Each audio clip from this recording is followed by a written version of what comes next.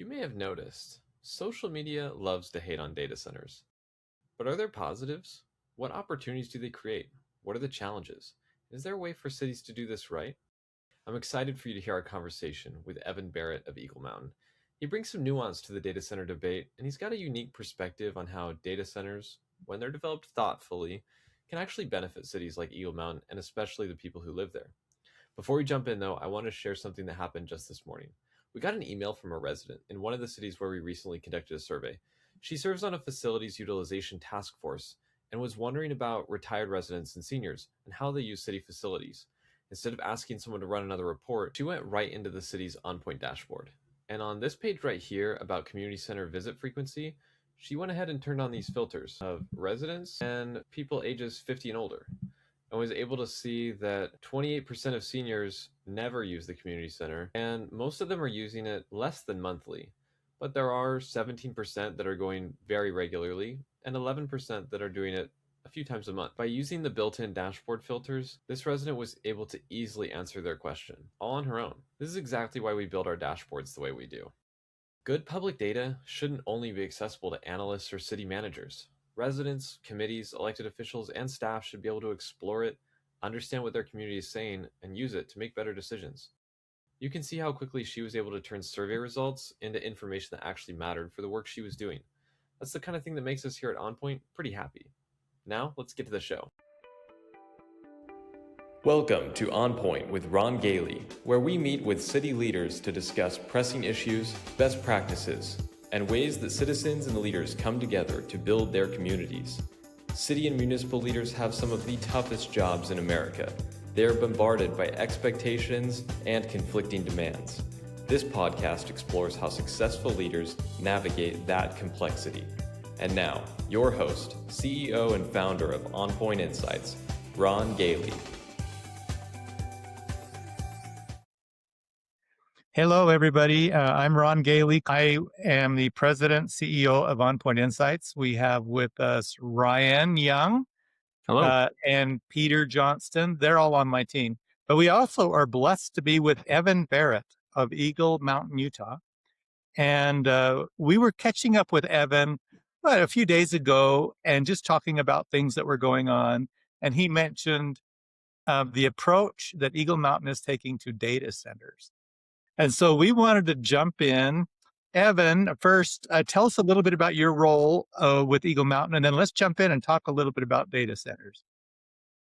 Yeah, so happy to be here. I am, like you said, with Eagle Mountain City. My role is Director of Legislative and Strategic Services, and what that means is basically I handle a lot of the legislative affairs, interface with our state and federal partners, and also serving our city council directly. But I also oversee economic development for the city as well, and help manage a lot of our interactions with our data centers and negotiating our various agreements, and handle a lot of the overall strategy as far as how we proceed with economic development across the city.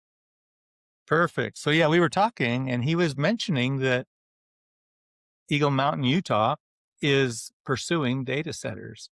And that is very unusual, given that a lot of cities are trying to stop anything having to do with data centers. There's been a fair amount of bad press, and there's been a fair amount of consumer outcry, resident outcry about data centers in a neighborhood. And when Evan said that they were pursuing them, we thought, let's learn what Eagle Mountain is doing, why they would pursue them, and how they're making it work. And I just find it so interesting that Eagle Mountain is in this position that's very unique of pushing for data centers, but having done so for a long time before any of this outcry came up with the Stratus data center project. And we've seen in the press how much pushback there's been on that, right? So I guess our first question is just, why is Eagle Mountain pushing for data centers? What's been the strategy that got you to this point? Yeah, I appreciate the question, Peter. And you're right; it's not something that's recent to our community. We have been welcoming data centers for quite some time now. I think our original push came back in 2016, so about 10 years of work of attracting and working with data center partners, and that was something that maybe puts us a little bit in a different category of others from the get go. Right? Is there's a lot of communities right now. I think some of the pushback they get is because they're kind of surprised by interest from a data center, whereas in our situation, we actually um, pursued them in the first place, and it wasn't something that we just kind of did abruptly. We did look at data centers as an economic development benefit to our community, and I think that's kind of what has helped distinguish us a little bit. Is that we saw, at the time, 10 years ago, and for some context, Eagle Mountain, Utah is in a very rapidly growing part of the state. 10 years ago, our population was somewhere around 40,000, give or take, and we're about 80,000 now. Um, and at that point, we're still trying to figure out exactly where we fit in the grand picture of things in the state, economic development wise. What is our niche, and how do we, use economic development to help make sure our city is sustainable long term? And we started evaluating where we could go with economic development, and kind of took an unusual turn when we started looking more into data centers, because we noticed that sure, there's a lot of things that you could talk about in terms of possible negative impacts, and I say possible because that's something I'm sure we'll get into, that turns out in our circumstances really didn't materialize. But there's a lot of positive impacts that if you plan for, you can utilize them to a great benefit of the community. And so one of those is just the overall uh, lack of um, real services that you have to provide to a data center. They're very self-sufficient. In a community like Eagle Mountain, where there's a lot of residences, and the cost to service those residences are so high, it becomes unsustainable to be a bedroom community for the long term. And so we looked at the opposite direction of that. And at the bottom of the list, as far as cost of service goes, is a data center.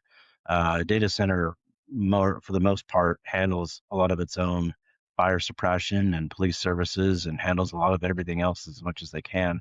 Very, very self-sufficient. Um, and then we obviously saw a lot of other benefits that come from tax revenues. You saw a great need to push out more infrastructure in terms of energy and natural gas and roadways and whatnot at different parts of the city, and saw data centers as a way of bringing that. So, all that to kind of, put it all together to say, we saw there were a lot of benefits that could come from data centers. Uh, but then we also saw that in a different lens, to say that there's maybe even a broader strategy here that the data centers could be part of. And the data centers are not meant to be the end all be all for economic development strategy for Eagle Mountain City. It's just a component to, or a catalyst for other benefits that come. And so how do we define our relationships with data centers going forward with that in mind, that there are certain objectives that we're hoping to accomplish with these relationships, and so any interactions that we have with them need to be met with those end goals in mind, and those certain parameters that we're trying to achieve. And I think we've been able to do a pretty good job of maintaining that. So what I'm hearing is that there's a lot of self-sufficiency with the data centers. You don't need to put a lot of taxpayer resources toward like fire suppression, roads, police, stuff like that. Sounds like it's a revenue generator in terms of taxes. And you also said that in the long run, it's impossible to be a bedroom community. So I know for quite a few city managers that makes sense, but if I'm just like a resident, I'm like, well, why not? Why can't we be? So could you elaborate on that? Yeah, and this is going to be, somewhat unique to Utah. I mean, other states will have similar things, but of course, in the state of Utah, that's the kind of funny thing about it, is that there's frustrations about, oftentimes incentives come with data center developments. They don't have to. The environment's changed with that. Um, but with every home that's out in the state of Utah, everyone receives some sort of a tax break on their home. We're only assessed at 55% of the value of the home. Um, and generally speaking, the city property taxes for any given home, for just about for most cities across the state, those property tax revenues that are generated are quite small. It's usually a small portion of the overall property tax bill. Um, and so there's really not that much that's collected in terms of property tax revenue, especially in our case in Eagle Mountain right now, um, that really goes to offset the multitude of services that a city needs to provide, and that that does cover the fire and the police, but there's several other services that need to go into providing for a home. The difference with commercial and industrial is they're paying 100%, um, you know, in that taxable value. There will be a time, like I mentioned, sometimes a tax rebate arrangement or a tax increment financing arrangement. It's again not always the case, but even with that tax increment financing arrangement, um, a business like a data center provides a whole bunch of other revenues and other revenue streams that a home just can't possibly provide. And so there's just always going to be a lopsided comparison, where data centers, especially, are going to provide a lot more in terms of revenue, that are going to help broaden out that tax base and help even, in kind of an interesting turn of events, I guess, end up subsidizing some of the services that service our homes. Okay, cool. So it's a bit of mix and match strategy. Like you want all these homes, you've had massive growth, but the homes don't pay as much as they could, and so then kind of to offset the cost, it helps to have this industrial and commercial development. You absolutely have to have both. And I would clarify, uh, Eagle Mountain, I don't know that we always say we want to have all the homes. Like there's a lot of homes to be built. We just kind of accept it. That's our fate. So Oh, okay. we know, there's a lot of homes that are to be built in Eagle Mountain. There's a lot of growth. That's the great thing about Utah, is we have such a great business friendly environment and a great economy here. We are getting a lot of attention here in the state. There's a lot of people wanting to be in Utah, to live, to work, and all sorts of things. But we are geographically constrained, and places like Eagle Mountain and our Cedar Valley area are going to be a receiver of a lot of different home projects. And so Eagle Mountain's population, like I said, is 80,000. We're probably going to be built out to 175 to 200,000 people, and it's not going to take long to get there. And you know, most cities, across Utah, but across the country as well, generally have several decades, multitudes of decades, some cities over 100 plus years, to build out a much broader economic development base to attract multitudes of businesses that can provide lots of jobs. In a city like ours, we're doing rapid growth. We don't have that luxury of time to work through all that growth of additional businesses and whatnot. So for us, it's kind of an added benefit that the data center development boom is happening right now. We can take advantage of that. Um, but fortunately for us, those data centers end up bringing additional benefits that actually make the attraction of other businesses easier as well. So that'll help us expedite getting jobs here closer. And uh, if it's, we know that data centers themselves don't provide a ton of permanent jobs long term, but those permanent jobs will come a lot easier from those other businesses. Gotcha. Okay. Ryan, did you have any questions? Yeah, so when I open my social media newsfeed or even talk to friends, all I see about data centers is they're using all of our water. They're going to burn through all of our electricity and collapse our electrical grids.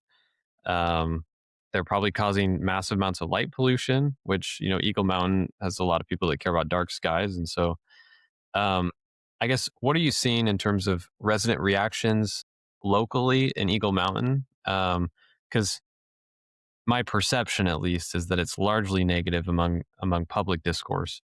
But locally, how are people responding? And then I think these are some valid concerns that people have. How is Eagle Mountain addressing them? And what are your thoughts on that? Yeah, no, I think that's a great question, and one that a lot of people want to know more about for sure, because that is, like you said, a lot of what people are talking about, and especially here in Utah, where water is such precious commodity, and we also care a lot about our natural environment, um, with the dark skies and everything like that. And what we did, and I think everyone should do, is try to get to understand data centers as much as they possibly can. But as much as you can, go to the source as well. Look to trusted sources for that, because there's a lot of bad information out there. They're going to tell you a lot of things that just either are blatantly incorrect, or they're comparisons that are not fair to make. There's certainly going to be projects out there that are not going to be the best to compare to.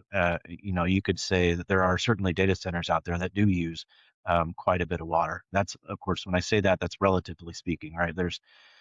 You can always make all sorts of different comparisons about water use, but in the terms of the data center world, there are certainly projects that use a lot of water, but those could be projects that are in areas that have water to give to that, and it makes sense for them to use water. In our area, that certainly is not the case. And as we tried to get to understand data center development, or data centers themselves, 10 years ago, we wanted to understand as much as we could about that. What kinds of things do they need so that we can attract them, but also what are they going to draw? What are they going to, what are the impacts going to be on our community and things like that? And so, our area, we did see some good, healthy discussion amongst our population, amongst our elected officials and whatnot, that raised good, legitimate concerns. And I think we did a really good job of educating ourselves and educating our public as far as what are the real facts, and what are the real things that we need to focus on. And then we took that and turned that into also policy that then followed, to say, hey, we know that there are data centers out there that can be built, for example, with closed loop water systems. And so we can make that as part of our policy, that with the data center development, we can push back and say, you know, we're happy to welcome you here, but you need to do it on our terms. That if you're going to come and develop, it needs to be done in a closed loop water system. And believe it or not, they will do that. That generally speaking, a data center developer will accommodate, as long as they have a pathway for success. If you're giving them some sort of a pathway to be able to actually develop their data center, they will make changes as necessary to accommodate that, and to be able to be successful building out their facilities. So um, water is just one of those things where we could put our foot down and say, this is important to us, and if you're going to do it, we're going to do it this way.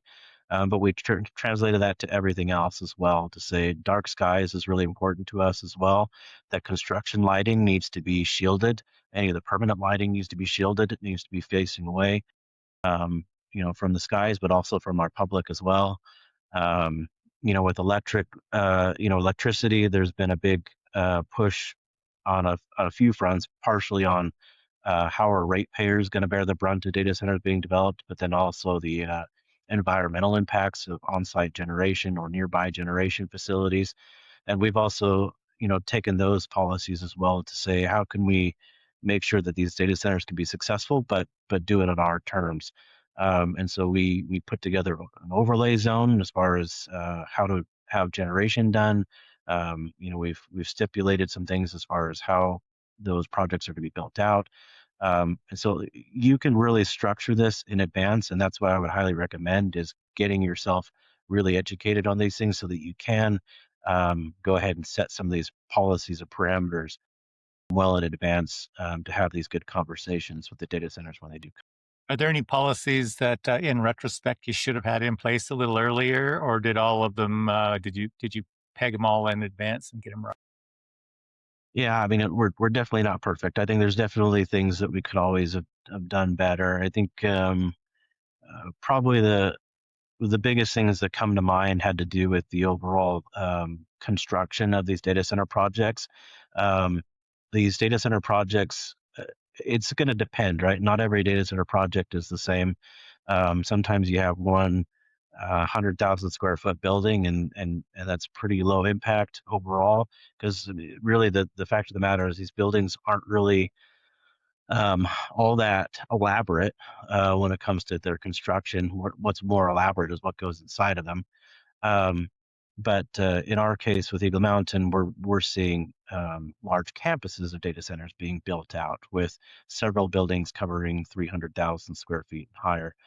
And when those campuses were built or are being built and have been built, uh, they get built fast, a lot faster than we expected them to be built, which is both good and bad. And when I say bad is um, the impacts to from that construction onto our roads, and other services, through our building inspections and things like that, was pretty tremendous.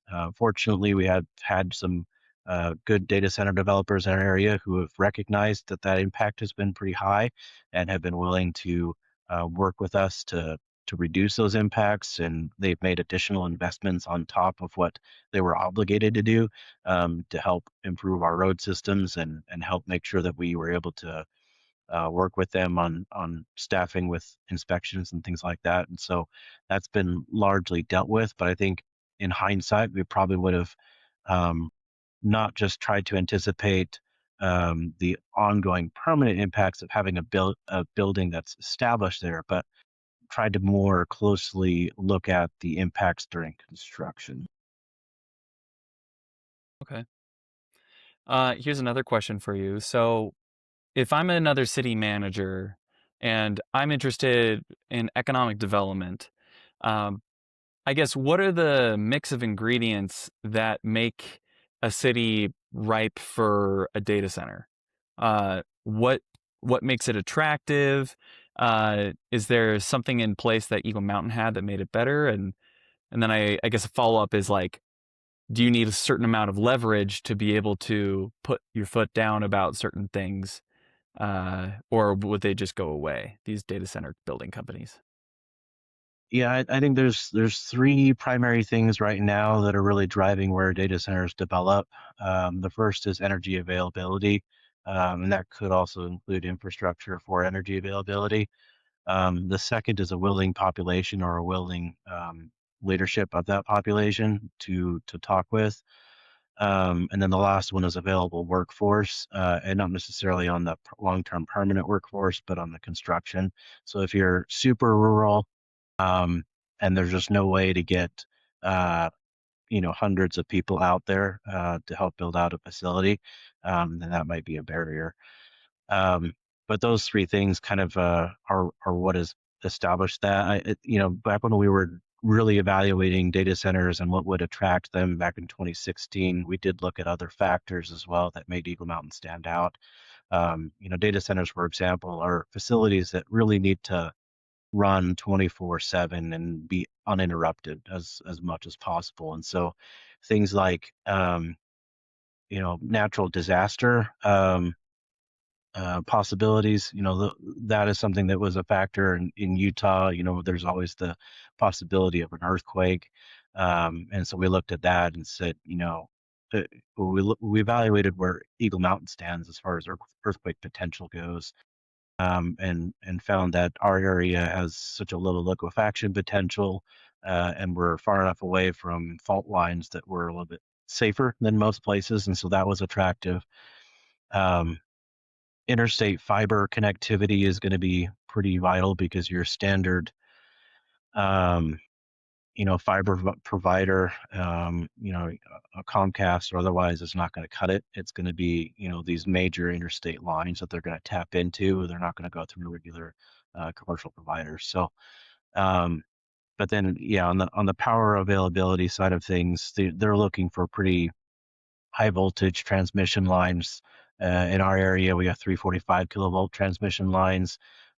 These data centers are willing and able to fund the uh, the construction of additional transmission lines and the upgrade of transmission lines, and they'll build out their own substations as needed as well. So just because a resource doesn't exist in an area doesn't mean a data center won't have the ability to make that happen, to bring what they need.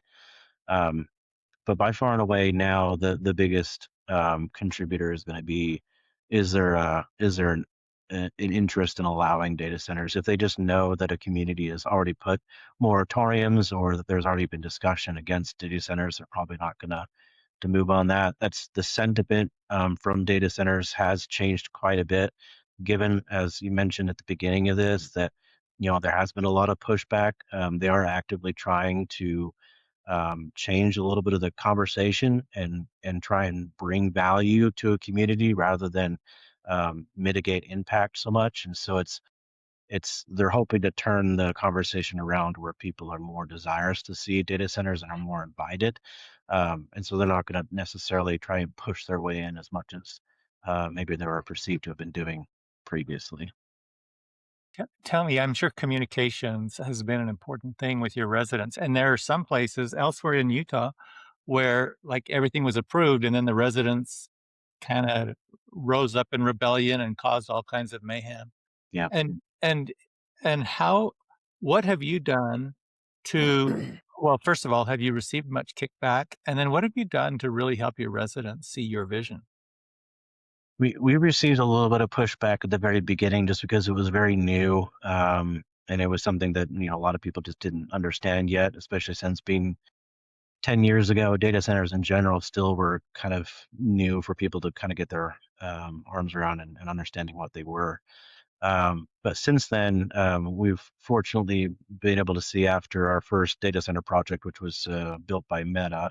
Um, After that, subsequent projects, we received very little pushback. And I think that was greatly in part because of that strategy, that communication strategy, and that partnership with our data centers. And we really do try to treat it as a partnership, is that there are both things to be given and to be gained from both sides. And that partnership included a communication strategy. And I wouldn't say it's necessarily like a formalized communication strategy. It's more of just like this unofficial understanding that we're in this together to help educate and to help inform and to help contribute to the community. And that's kind of one of these ways I think you can distinguish a good project versus a bad project, or uh, in simplest terms, is that if a data center provider or developer um, is trying to come into a community and they're unwilling to carry some of that load of communicating with the public, then that would be a major red flag to me. They should be very interested in wanting to explain who they are, humanize themselves, explain how their operation works, answer all the questions up front as much as they can. The questions, they all know what the questions are going to be, and they should be willing to answer those questions immediately up front, and give an intricate and elaborate look into what they're going to be building and what they're going to be doing. But then beyond that, they should be really interested in figuring out more. They should be interested in learning more about the community that they're going into, and understanding where it is that that community is lacking for resources or lacking for services or quality of life and whatnot. And so they can, um, get ingrained with the community and become a value add to the community overall. Um, and I think that's really helped us a lot with Meta came in, really got to understand the community, has contributed significantly, um, and for the most part, unsolicited as well. Meta came in and started getting to know the community and getting to know who its leaders were and who its, um, what the people really needed, and now you see kind of I guess the fingerprints of Meta on a lot of different projects and different things that has made them a very valuable asset to the community, and that's now followed with QTS and others that are now coming into our community that want to do very similar things. What are some of the ads? What have they added? It's been a little all over the place. We have some things that are built in a little bit more formally, and other things that are a little more ad hoc. And so, like, the more built-in things, when you do a tax increment financing arrangement with uh, in the state of Utah, a portion of the tax increment needs to go back to affordable housing. And we have to realize these projects, these data center projects, are highly valuable. Most of that value is contained within the personal property tax, but a lot of those buildings are still very valuable as well.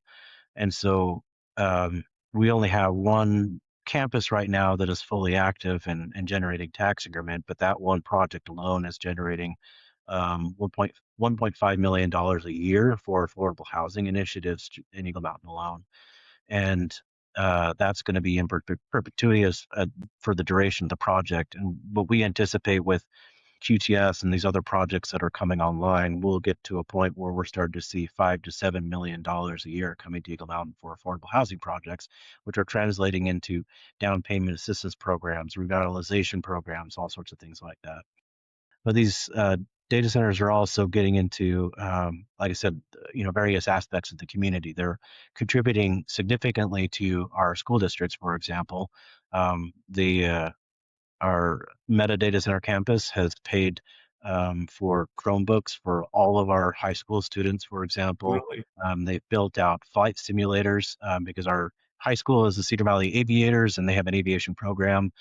They've built out really cool hydroponic farming centers and whatnot. They've contributed to an observatory. They've contributed to our parks. During That's COVID, cool. a lot of cities around Utah, especially in the Wasatch Front area, were really worried about their small businesses and the impacts of, you know, the COVID restrictions on those small businesses, and so there was a lot of, interest in using federal dollars or trying to stand up their own programs for small businesses support programs. Eagle Mountain never did that, and that was because Meta did that for us. So Meta stood up a $250,000 grant program to support Eagle Mountain small businesses through COVID. And that wasn't something that we demanded of them or even really asked them to do. It's something they just stepped up and did because they saw a need. Um, we're seeing QTS, like I said, do the same thing where they're jumping in and finding opportunities to contribute where the community needs assistance, even understanding that there are certain, like I said before, impacts that are not necessarily their requirement to mitigate, but they're jumping in and throwing millions of dollars at infrastructure projects that they know that we need. And so we're seeing um, a lot of positive impacts coming from these data centers that span anything from the behind the scenes stuff that really keeps the city running to the very in your face things that residents will see every day. That's awesome. What about the future? What about the next 20 years? Yeah, I think the future is going to be really good for us. We're looking forward to not just what the data centers themselves will bring by themselves, but kind of getting back to the overall strategy as well. There's a broader strategy at play with this.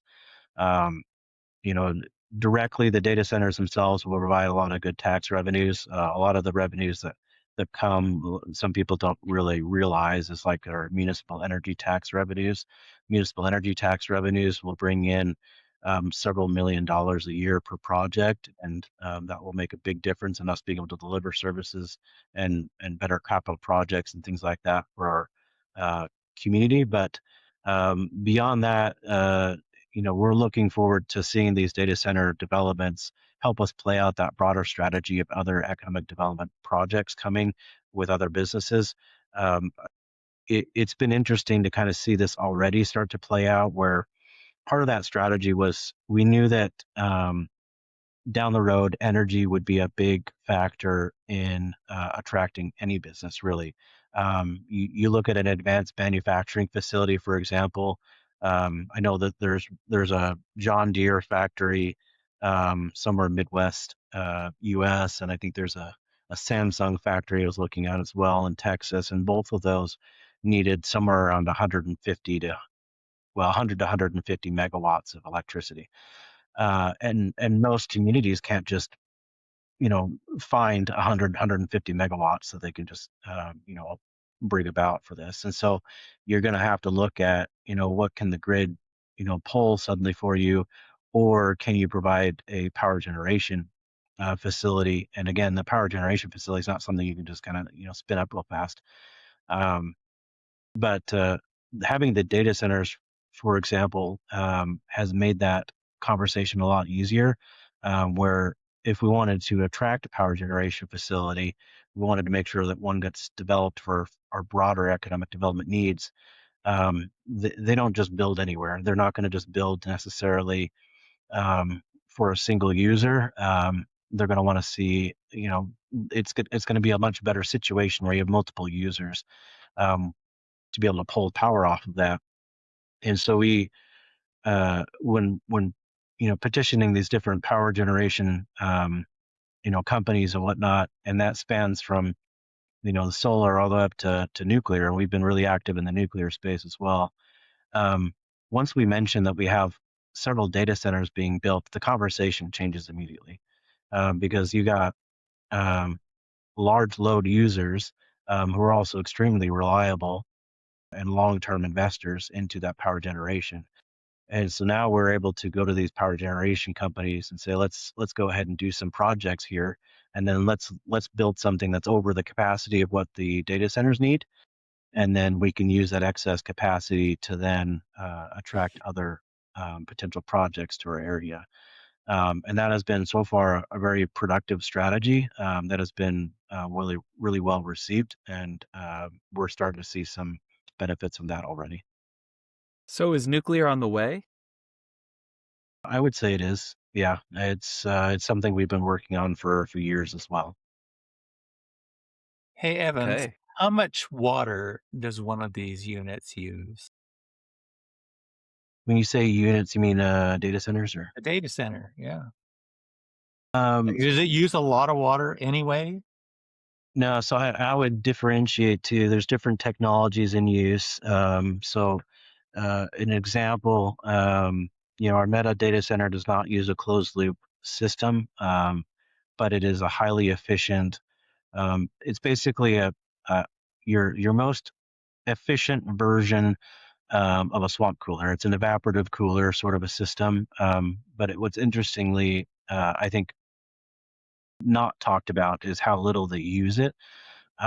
So these data centers, they choose locations because of safety and utilities, all sorts of stuff like that. But weather also plays a factor as well, and that's part of the reason why Utah is of interest, especially northern Utah, is because it's actually cooler, and we do get snow and stuff like that. So um, our Meta data center actually only uses water for cooling just a handful of months in the year, probably 3 to 4 months of the year. The rest of it is all just air cooled. It's just from the ambient air outside gets drawn in, cools the equipment, and then just goes right back out. Um, so their evaporative cooling does use some water, but we're talking in the terms of 100 to 200 acre feet, which in the grand scheme of things, you look at all the other industrial uses out there, that's pretty small. Um, when you talk about the closed loop water systems, those are, of course, a lot more efficient. We're talking about a building, for example, a 350,000 square foot building with a closed loop system pulls in enough water that equates to about Olympic size swimming pool. And they bring that water in once, and then they don't have to refill it for 20 years. And so it's not that much water when you put that into perspective A rec versus center is going to use way more. and on an annual basis. So the impact in an equivalency is basically like a 3 to 5 homes is the equivalent amount of water that an entire 350,000 square foot data center uses. So you think about the footprint of how many homes could have been on that same plot of land. Uh, you know, those homes would have used way more water in the grand scheme of things. But I would even say at the same time, it's the same with other commercial businesses and stuff like that. On an ongoing basis, with like a closed loop water system, um, we've seen all sorts of other comparisons, such as it's about the same amount of water as a movie theater uses in a year. And so, if I don't think most people really give a second thought to how much water a movie theater uses, because I mean, people, it's a little more exciting to talk about a movie theater, right, than a data center. Um, but nobody's putting up signs and picketing a movie theater for how much water they use, but it's the equivalent. So it is much lower than I think people realize. I guess another skeptic might push back with, but what about power generation? Because a lot of power generation systems are spinning up turbines by boiling water, basically. and that uses up a lot of water. And so if we're bringing in tons of electricity, how does that affect our water usage? If it's not for cooling, it's for power. Um, what's the solution to Yeah.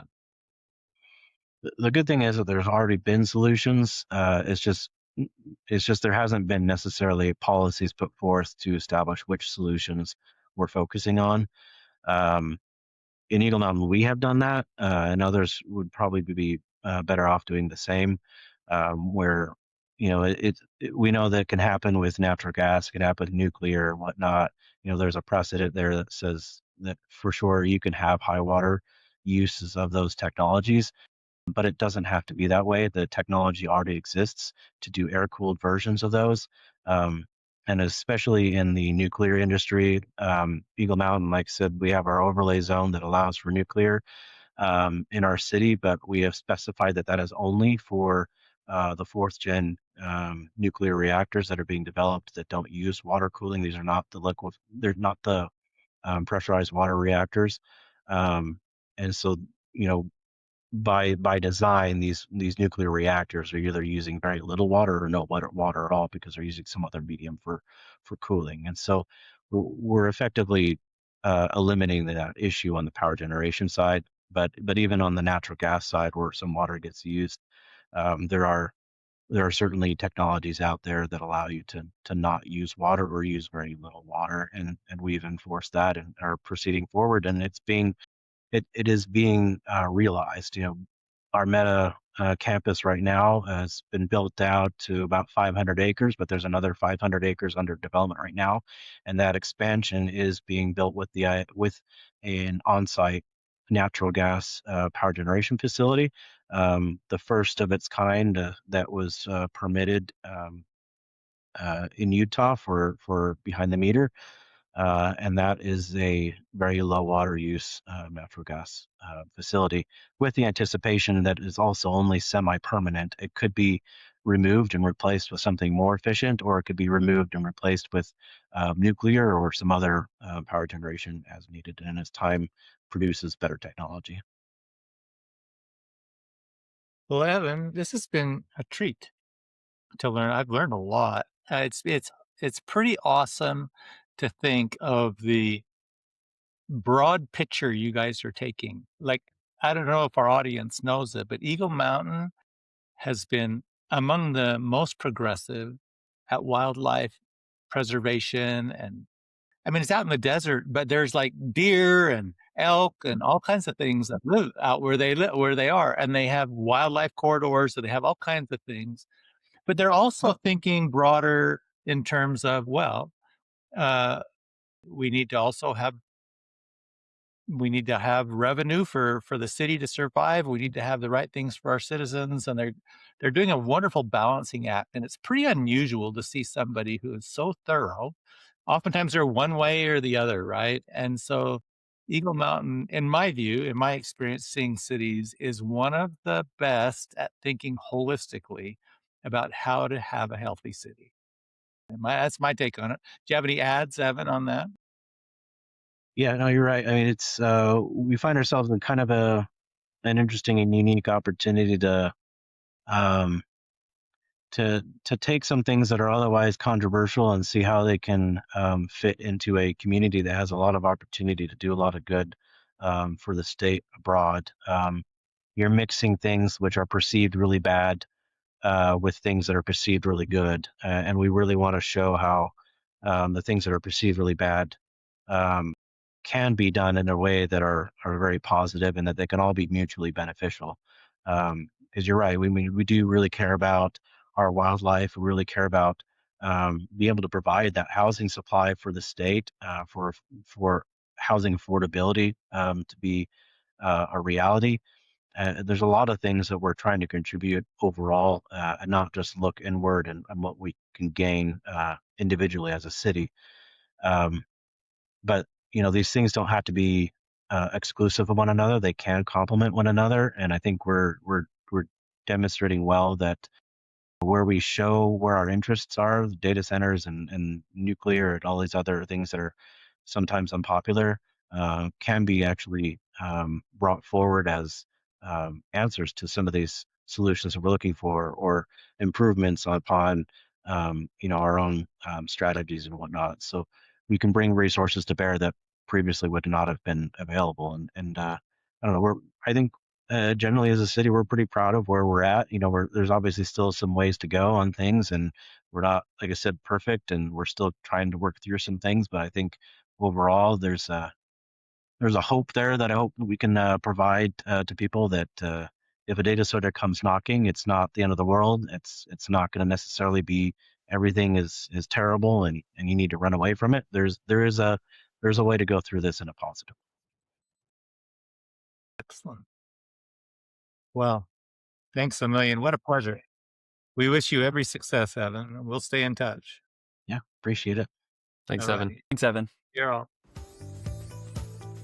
Thanks for listening. If you found this discussion valuable, please consider subscribing and sharing with others. If you have a topic or question you'd like to hear us discuss in our next episode, leave a comment or send us an email. It's podcast@onpoint-insights.com. See you next time.